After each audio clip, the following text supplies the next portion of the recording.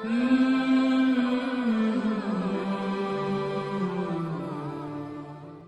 اللہ والصلاة والسلام علی رسول اللہ وبعد.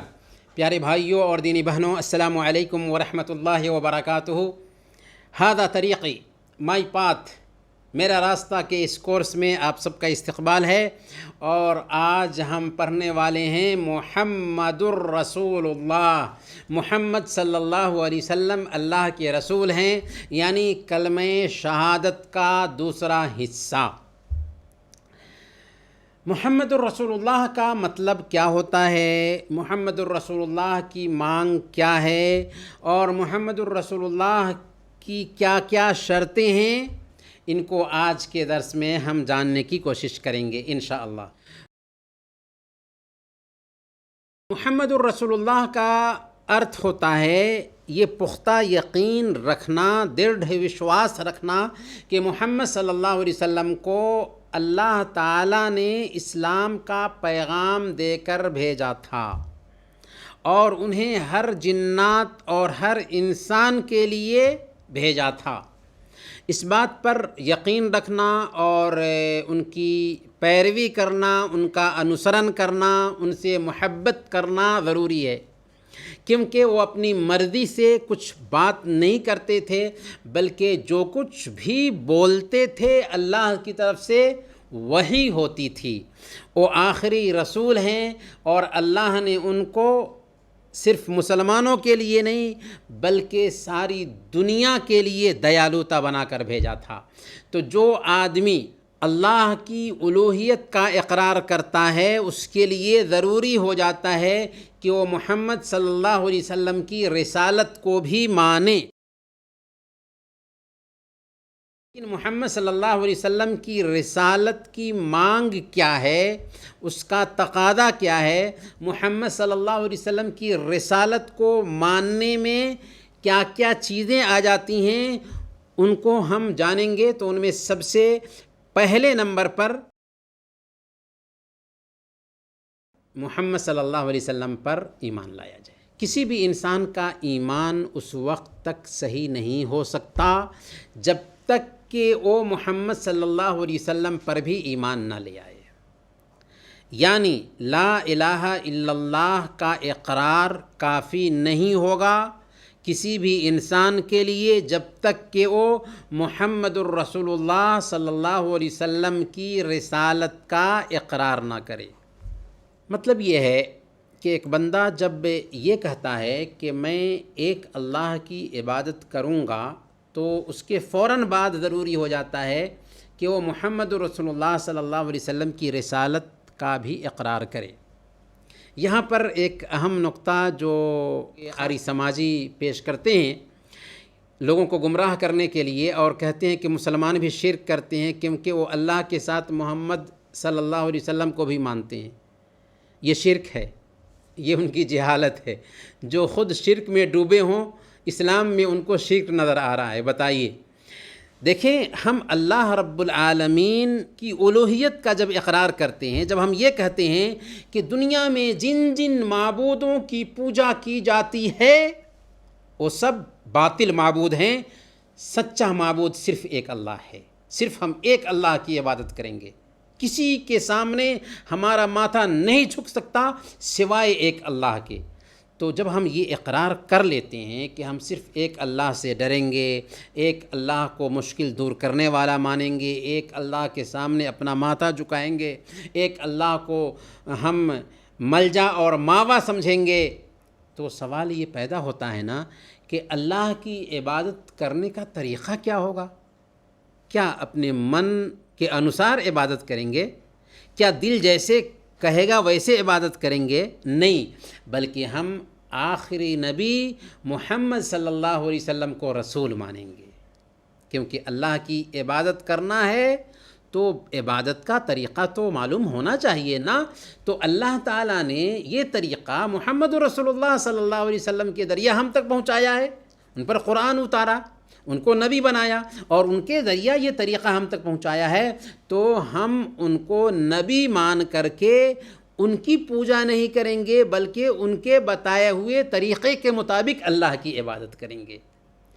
اسی لیے اگر کوئی مسلمان ذرہ برابر بھی الوہیت کا اقرار کرتا ہے اللہ کے نبی صلی اللہ علیہ وسلم کی ذات میں ذرہ برابر بھی الوہیت ڈھونڈنے کی کوشش کرتا ہے تو اسلام کی سیما سے نکل جائے گا۔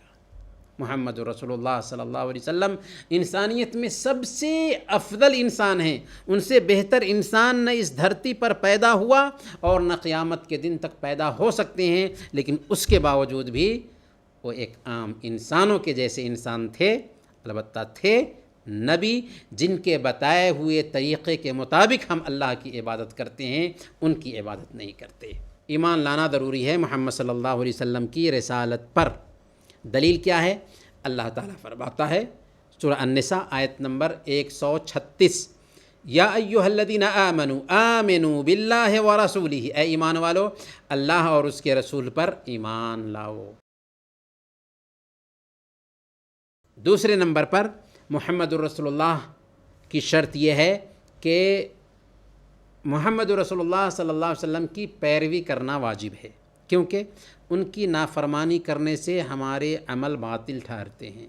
اللہ تعالیٰ نے فرمایا یا ایھا الذین آمنوا اطیعوا اللہ واطیعوا الرسول ولا تبطلوا اعمالکم، سورہ محمد آیت نمبر 33، کہ اے ایمان والو اللہ کی اطاعت کرو اور رسول کی اطاعت کرو اور اپنے اعمال کو برباد نہ کرو۔ گویا کہ اگر ہم اللہ کے نبی صلی اللہ علیہ وسلم کی اطاعت نہیں کریں گے تو ہمارے اعمال اکارت جائیں گے، باطل ہو جائیں گے، کیونکہ اللہ تعالیٰ نے ان کو ہمارے لیے آدرش بنایا، ان کو ہمارے لیے نمونہ بنایا۔ اسلام تھیوری دیتا ہے تو اسی طریقے سے ہمیں پریکٹیکل نمونہ بھی دیتا ہے، اسی لیے ان کی پیروی کرنا اور جو کچھ انہوں نے اپنے رب کی طرف سے پیش کیا ہے اس میں ان کے احکامات کو ماننا ہم پر ضروری ہے۔ اللہ نے فرمایا قل ان کنتم تحبون اللہ فاتبعونی یحببکم اللہ ویغفر لکم ذنوبکم واللہ غفور الرحیم، سورہ آل عمران آیت نمبر 31۔ کہہ دیجئے کہ اگر تم اللہ سے محبت کرتے ہو تو میری پیروی کرو۔ اللہ سے محبت کی دلیل یہ ہے کہ ایک بندہ محمد الرسول اللہ صلی اللہ علیہ وسلم کا انوسرن کرے، محمد الرسول اللہ صلی اللہ علیہ وسلم کے طریقے کے مطابق زندگی گزارے۔ کیا ہوگا اس کا فائدہ؟ اللہ تم سے محبت کرے گا اور تمہارے گناہ معاف کر دے گا۔ اللہ بڑا بخشنے والا اور بہت ہی مہربان ہے۔ گویا کہ اللہ کے ہاں اعمال کی قبولیت کے لیے محمد صلی اللہ علیہ وسلم کی پیروی ضروری ہے۔ تیسری شرط، ان سے محبت کرنا ضروری ہے، کیونکہ اللہ کے نبی صلی اللہ علیہ وسلم نے صحیح بخاری کی روایت کے مطابق بیان فرمایا لا یؤمن احدکم حتی اکون احب الیہ من والدہ وولدہ والناس اجمعین، تم میں سے ایک آدمی اس وقت تک ایمان والا نہیں ہو سکتا جب تک کہ میں اس کی نظر میں اس کے باپ، اس کے بیٹے اور تمام لوگوں سے زیادہ محبوب نہ ہو جاؤں۔ صحیح بخاری ہی کی روایت ہے، ایک دن کی بات ہے، حضرت عمر فاروق رضی اللہ تعالیٰ عنہ اللہ کے نبی صلی اللہ علیہ وسلم کے ساتھ چل رہے تھے کہ حضرت عمر فاروق رضی اللہ تعالیٰ عنہ نے کہا کہ یا رسول اللہ مجھے آپ سے محبت ہے ساری چیزوں سے زیادہ سوائے میری جان کے۔ اللہ کے نبی صلی اللہ علیہ وسلم نے جب سنا تو کہا کہ ابھی بھی ایمان مکمل نہیں ہوا۔ انہوں نے کہا کہ یا رسول اللہ اب مجھے آپ سے میری جان سے بھی زیادہ محبت ہے۔ تب اللہ کے نبی صلی اللہ علیہ وسلم نے فرمایا الآن یا عمر، اب بات بنی ہے اے عمر۔ تو اللہ کے نبی صلی اللہ علیہ وسلم سے تمام لوگوں یہاں تک کہ اپنی جان سے بھی زیادہ ہمیں محبت ہونی چاہیے، کیونکہ انہی کے ذریعہ ہمیں یہ دین ملا جس دین پر چل کر کے ہم نجات پا سکتے ہیں۔ کسی بھی شخص کا ایمان اس وقت تک مکمل نہیں ہو سکتا جب تک کہ وہ آپ صلی اللہ علیہ وسلم سے اپنی دولت، اپنے املاک، جائیداد اور اپنے پریوار سے زیادہ محبت نہ کرے، ان کی عزت نہ کرے، ہر مخلوق کی بات پر ان کی بات کو پراتھمکتا نہ دے، ان کی سنت کا احترام نہ کرے اور ان سے، ان کے صحابہ اور ان کے پریوار سے محبت نہ کرے۔ چوتھے نمبر پر محمد رسول اللہ کی یہ شرط ہے کہ یہ عقیدہ رکھا جائے کہ محمد صلی اللہ علیہ وسلم گناہوں سے پاک تھے، معصوم تھے۔ اللہ کے نبی صلی اللہ علیہ وسلم بالکل پاک اور گناہوں سے معصوم تھے۔ رسول چونکہ اپنے قول اور فعل، اپنی کتھنی اور کرنی میں لوگوں کے لیے آدرش ہوتے ہیں تاکہ لوگ ان کے ویکتتو اور سندیش کو، ان کی شخصیت اور ان کے پیغام کو اپنائیں۔ اسی لیے وہ ہر پرکار کے آروپ سے، ہر پرکار کی کمیوں سے، دوش سے مکت ہوتے ہیں۔ اللہ کے نبی صلی اللہ علیہ وسلم نے خود بیان فرمایا اپنے بارے میں کہ میں اہل جاہلیت یعنی اگیانتا کال کے لوگ جو کچھ بھی کرتے تھے، میں نے کبھی بھی ان میں سے کسی کام کا ارادہ نہیں کیا۔ گویا کہ اللہ کے نبی صلی اللہ علیہ وسلم ہر پرکار کے برے کاموں سے دور تھے، اور رسول اللہ صلی اللہ علیہ وسلم اپنی طرف سے کچھ بھی نہیں پیش کرتے تھے، بلکہ جو کچھ بھی بولتے تھے اللہ کی طرف سے ہوتا تھا۔ تو اللہ کی بات پیش کرنے میں بھی وہ معصوم تھے۔ اسی لیے اللہ تعالیٰ نے فرمایا سورہ النجم آیت نمبر 3 اور 4، وَمَا يَنْطِقُ عَنِ الْهَوَىٰ إِنْ هُوَ إِلَّا وَحْيٌ يُوحَىٰ، کہ وہ اپنی مرضی سے کچھ بات نہیں کرتے بلکہ یہ تو وحی ہے جو ان کے اوپر کی جاتی ہے۔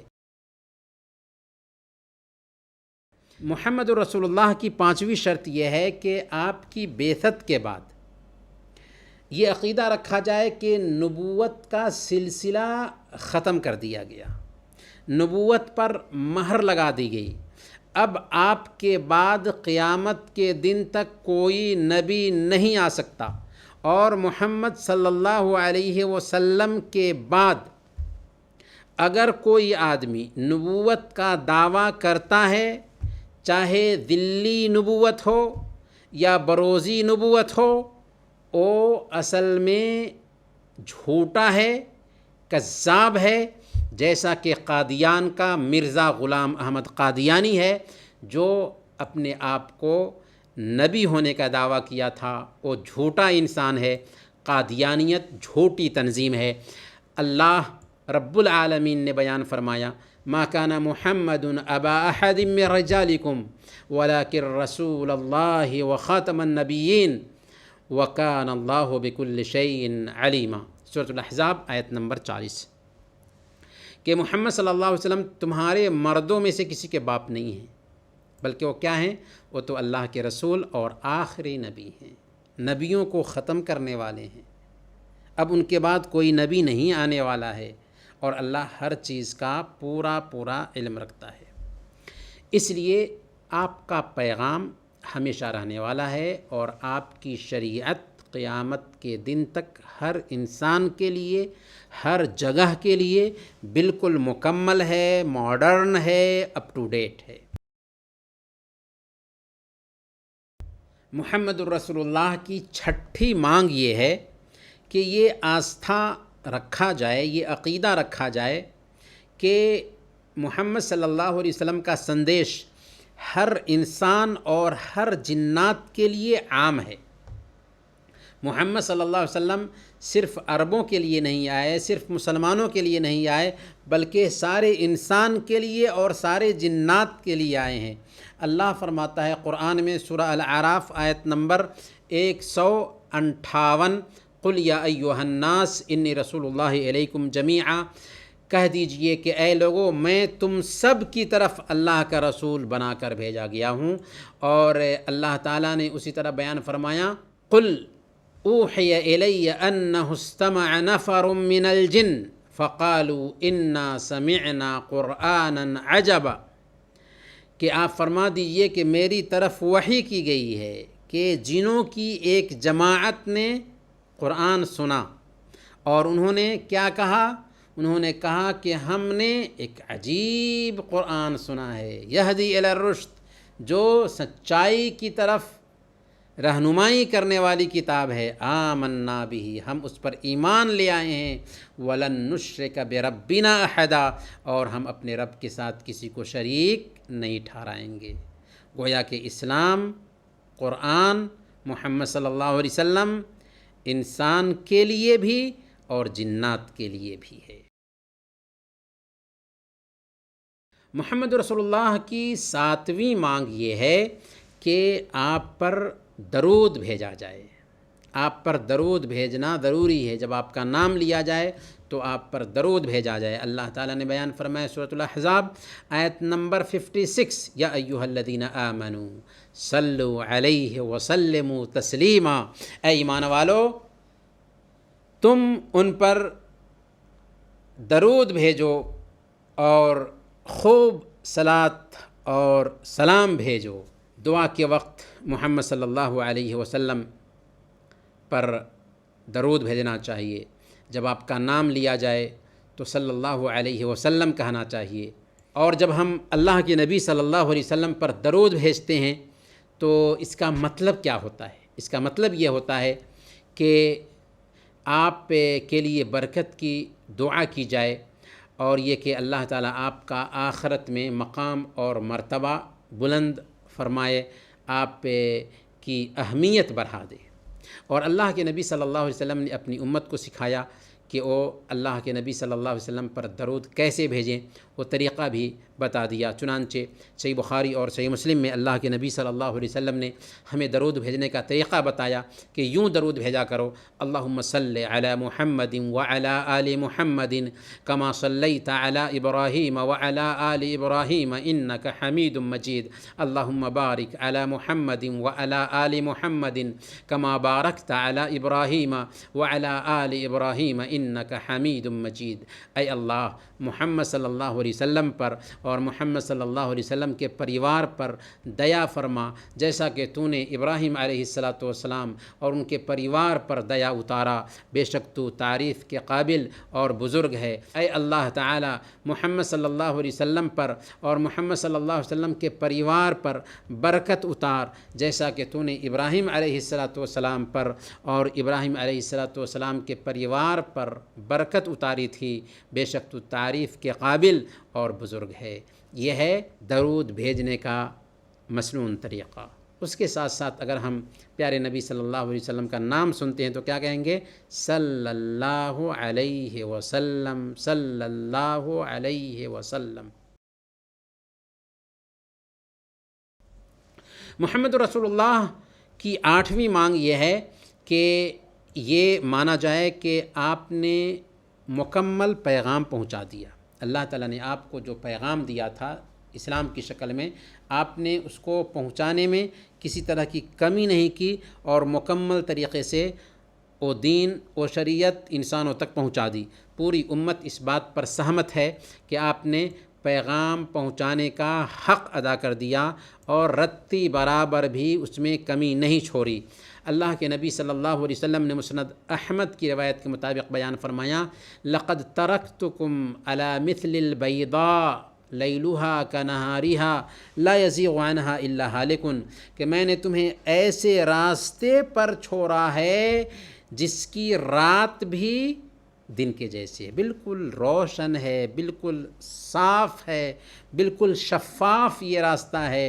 اس راستے میں کس طرح کی کجی نہیں، بالکل واضح ہے، اس کو سمجھنا آسان ہے، اس پر چلنا آسان ہے، اس کو زندگی میں اتارنا آسان ہے. اس کی رات بھی دن کے جیسے ہے. جو بھی اس سے پیٹھ پھیرے گا، کجی اختیار کرے گا، وہ گمراہ ہو جائے گا. یعنی آپ نے دین اور دنیا کے بارے میں جو بھی ضرورتیں ہو سکتی تھیں سب کچھ بتا دیا. چنانچہ قرآن اور حدیث میں ہر چیز کی رہنمائی موجود ہے. اور آج نئے نئے جو مسائل پیدا ہوتے ہیں ان کا حل بھی قرآن اور حدیث میں موجود ہے، کیونکہ وہ اشارے مل جاتے ہیں جن کی روشنی میں ہم ان نئے مسائل کا بھی سمادھان اور حل جان لیتے ہیں.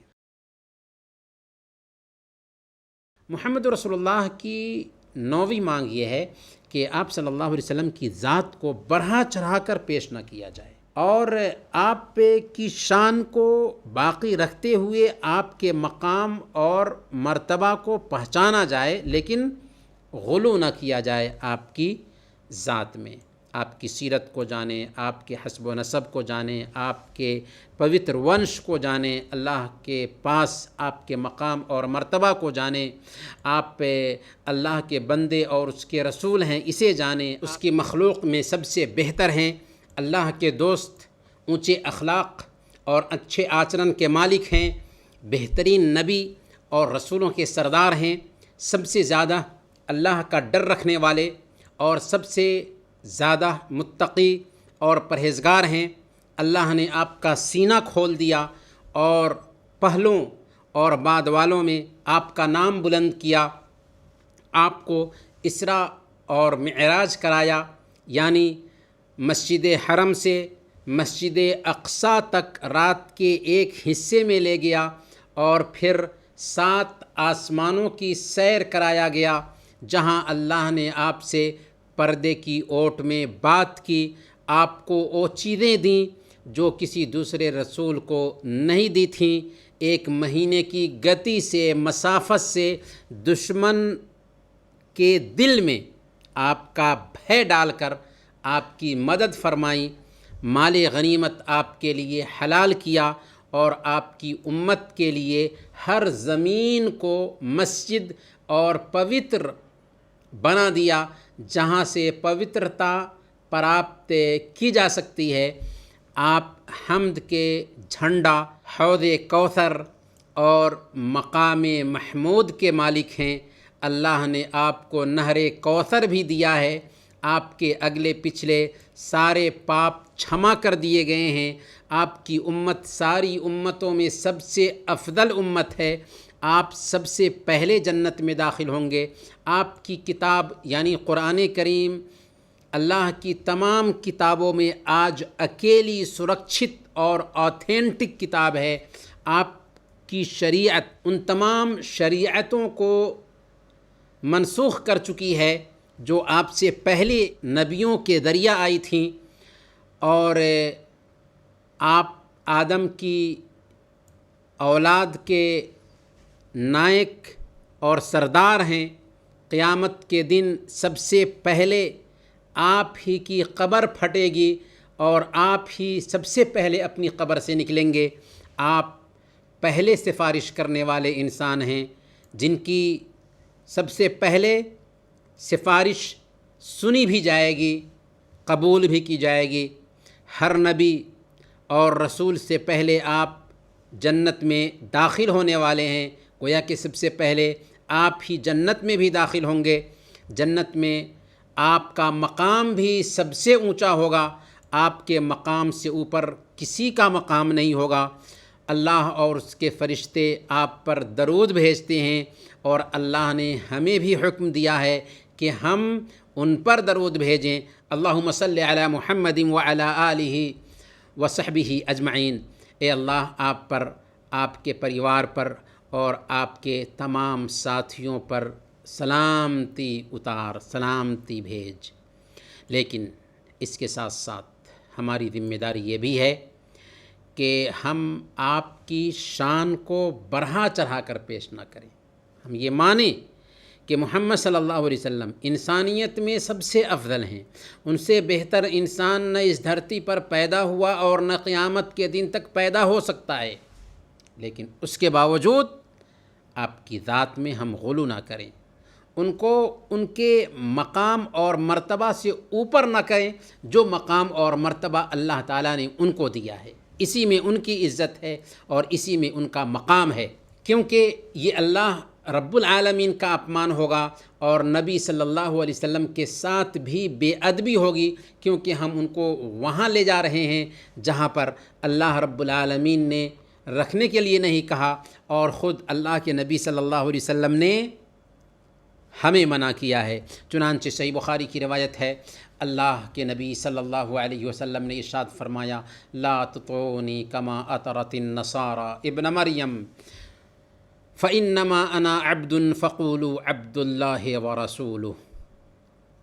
میری شان میں غلو مت کرنا، یعنی مجھے بڑھا چڑھا کر مت پیش کرنا، جیسا کہ عیسائیوں نے عیسیٰ علیہ السلام کی شان میں غلو کیا۔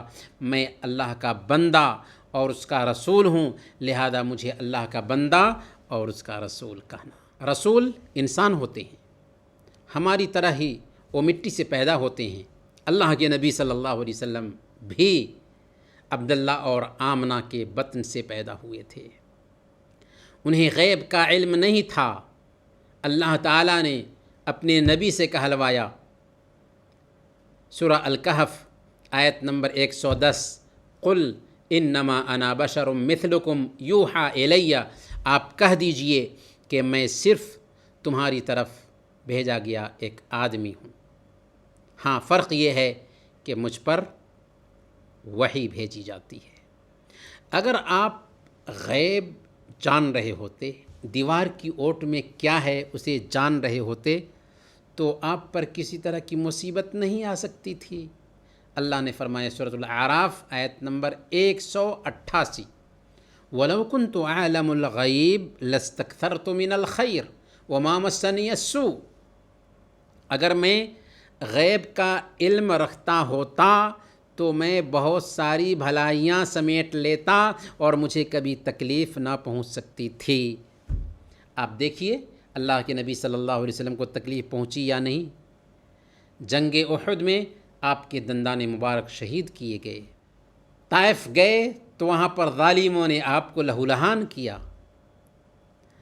اللہ کے نبی صلی اللہ علیہ وسلم کی حرم پاک پر حضرت عائشہ صدیقہ رضی اللہ تعالی عنہا کی عزت پر حملہ کیا جاتا ہے، اور آپ کو اس کے بارے میں کچھ بھی معلوم نہیں ہوتا ہے، یہاں تک کہ وحی آتی ہے تب پتہ چلتا ہے۔ گویا کہ اللہ کے نبی صلی اللہ علیہ وسلم غیب نہیں جانتے تھے، آپ کو جو وحی آتی تھی بس وحی کی بنیاد پر اتنا ہی جانتے تھے۔ آپ کو غیب کا علم نہیں تھا، کیونکہ غیب صرف اللہ رب العالمین کے پاس ہے۔ اللہ کے نبی صلی اللہ علیہ وسلم بھولتے بھی تھے، جیسا کہ ہم اور آپ بھول جاتے ہیں۔ ان سے نماز میں سہو ہوا، غلطی ہوئی، اور صحابہ نے ان کو یاد نہیں دلایا۔ انہوں نے یہ سوچا کہ شاید نماز میں کمی ہو گئی ہوگی۔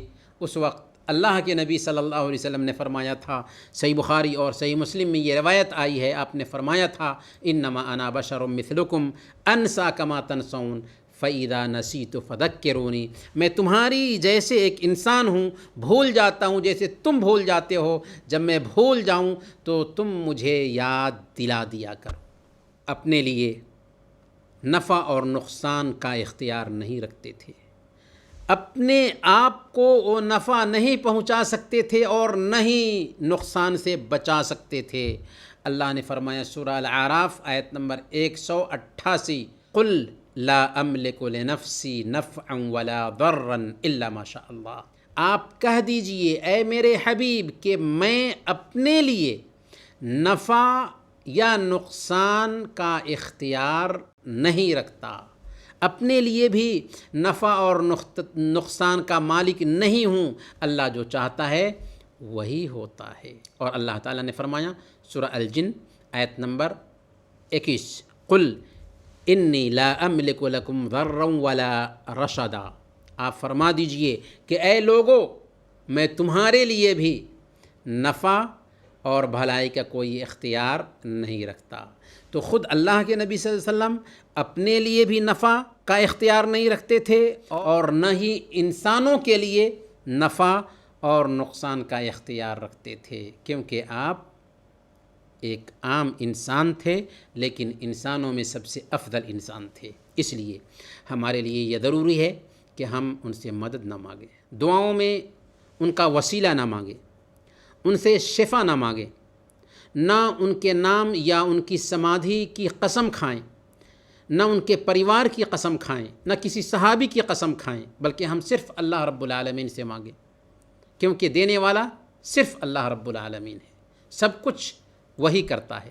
ہم پر ضروری ہے کہ ہم محمد صلی اللہ علیہ وسلم کے پریوار والوں، آپ کے ساتھیوں سے محبت کریں، جو اصل میں محمد صلی اللہ علیہ وسلم سے ہی محبت کی مانگ ہے، اور ہم پر ضروری یہ بھی ہے کہ ہم محمد صلی اللہ علیہ وسلم سے بھی محبت کریں، جو اصل میں اللہ تعالیٰ سے محبت کی مانگ اور اس کا تقاضا ہے۔ اب آئیے سوال کی طرف۔ محمد الرسول اللہ کا ارتھ بیان کیجئے اور اس کی کیا مانگ ہے، اس کی کیا شرطیں ہیں، انہیں سنکشپت میں بیان کیجئے۔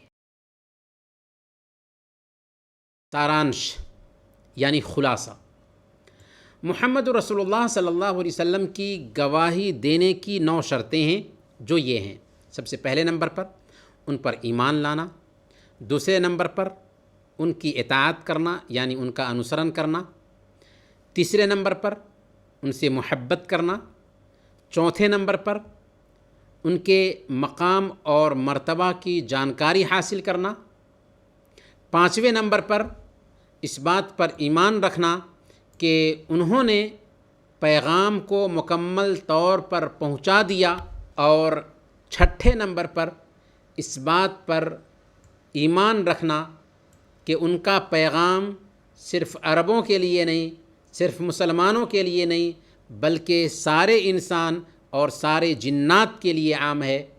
ساتویں نمبر پر ان پر درود اور سلام بھیجنا، آٹھویں نمبر پر اس بات پر ایمان رکھنا کہ وہ معصوم اور گناہوں سے پاک ہیں، اور 9ویں نمبر پر اس بات پر ایمان رکھنا کہ وہ آخری رسول ہیں، ان کے بعد اب کوئی نبی یا رسول آنے والا نہیں ہے، اور اگر کوئی رسول یا نبی ہونے کا دعویٰ کرتا ہے تو وہ جھوٹا اور کذاب ہوگا۔ انہی چند باتوں کے ساتھ آج کا یہ درس ختم کرتے ہیں۔ وصلی اللہ علی نبینا محمد وعلی آلہ وصحبہ اجمعین۔